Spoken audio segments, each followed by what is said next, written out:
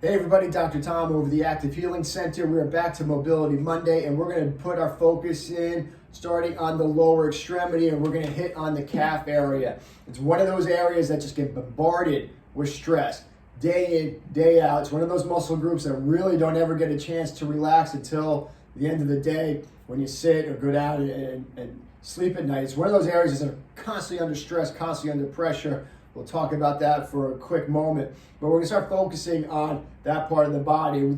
The previous videos, we did mostly on your foundational areas, right? We talked about hips, upper spine, rounded shoulders, spine mobility, all those things, more of your foundational movements and areas. And I believe to my core, that should be a part of your daily mobility routine. You should always implement your foundation into your daily routine. And we have a lot of different muscles in the body, so we could take those other muscle groups like your calves and then we can start to work those in, maybe upper body one day, lower body another day.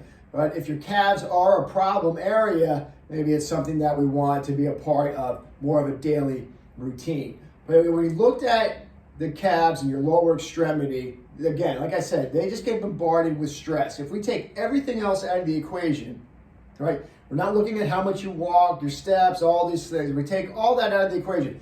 Only two factors that we're going to look at are your posture and gravity. Those two elements alone. I've looked at thousands of posture pictures of people, and the basic tendency is this. As gravity is pushing us down, it starts to collapse our body. If we just let gravity do its job, we're going to get pushed down into this position. What happens is we start to fall forward. So your calves are one of those muscle groups that constantly go under fire here because they're one of those muscle groups that have to help hold us upright. So those are one of the muscle groups that are keeping us from falling forward. So like I said, they just never get a chance to relax. They're very resilient. These muscles in our body are all very resilient, but they all always have a breaking point. And when the calves or a lower extremity muscle like that becomes involved, well, that becomes very problematic because why? Because then it's going to start to affect the knee, it's going to start to affect the hip, it's going to start to affect the low back, just goes up that chain of command and it starts to create problems elsewhere. So the calves become really important and we'd rather be proactive, get these areas working well so that they don't become problem areas and, you start lining up your appointments at the doctor because you start having problems all over the place. So the calves become important. So we're going to do our progression of 3, right? Our release, our stretch, our mobility movement, right? So when we're releasing the calves, well, we definitely need some tools for this, right? Now, one of the good tools that we can definitely use is this rolling pin here. And real simple, you can get in there, just get the foot up, leg up, you can do the seated, standing, and you just work into these calf muscles. This becomes a really effective tool to working your calves. If you're so inclined, I'll tell you, having a handheld tool, percussion tool, we've talked about these in the past, but again, certain areas, these tools become really effective, and the calves are one of those. You can take this tool, this one's more of a vibrational one, and really work into these muscles. You can get it down into, the reason I like this one a lot, because this one's a vibrational one and not the percussion gun, but you can get right into some of these real tender areas with this and not really have any issues with hitting the bones or anything like that. So a great tool, a vibrational tool. Again, you can use the percussion ones. They all do have different head pieces. Sometimes they give you a softer piece that you can work into those, a little more of those sensitive areas towards where the muscle inserts into the bone. But awesome tool to work into your calves, hamstrings, things of that nature.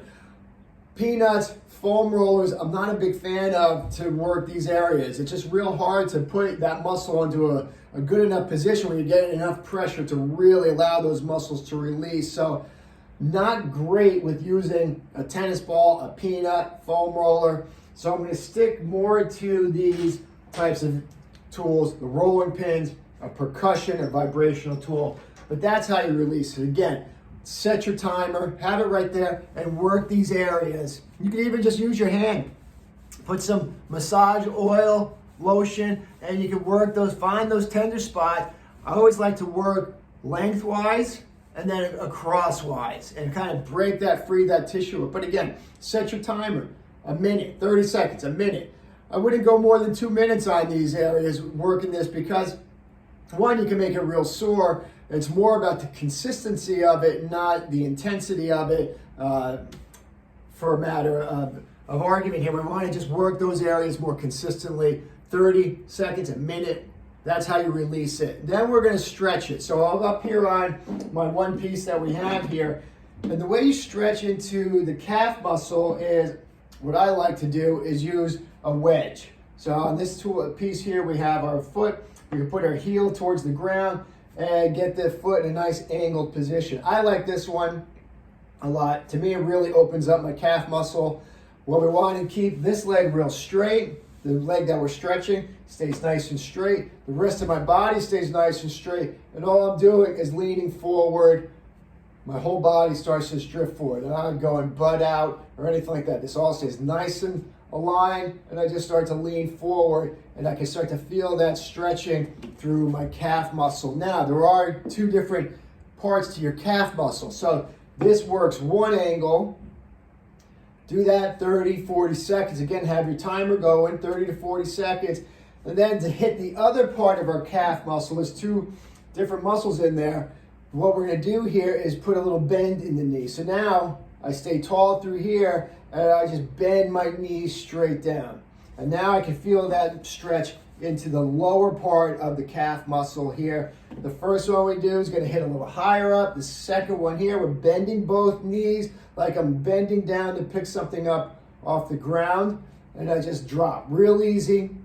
Hold it 30, 40 seconds. Always breathe. Make sure you're breathing. In 30, 40 seconds, release, and then we do both sides. Now, if you have ankle problems, if you have plantar fasciitis problems in the foot, we may not want to have your foot at an angle like this, and we're going to keep your feet nice and flat. And again, everything else stays pretty much the same. I'm going to stretch, keep this leg nice and straight, my body, upper body nice and tall, and we just bend and lean forward. Again, no butt out, anything like that. We're just driving the rest of our body forward. That will help stretch out these calf muscles. And then the same thing here, we can do one with our knees bending.